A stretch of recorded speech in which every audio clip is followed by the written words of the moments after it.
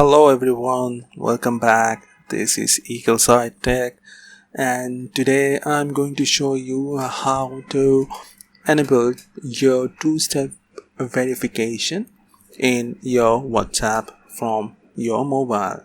And my mobile is iPhone 10, so I'll use it from there. So what you'll do is go to your WhatsApp and then press settings.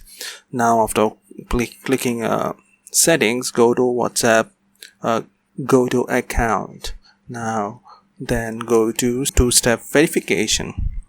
Now click enable and then set pin 1 2 3 4 5 6 or anything you want.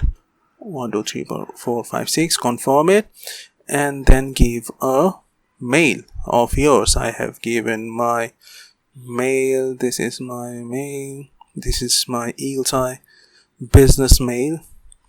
Okay, so then next, and you have to confirm it again.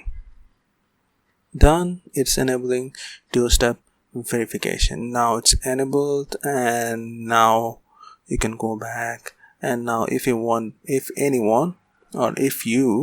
to log in from any other mobile to your WhatsApp, they will ask for your PIN code, and or a verification code will go to your mail.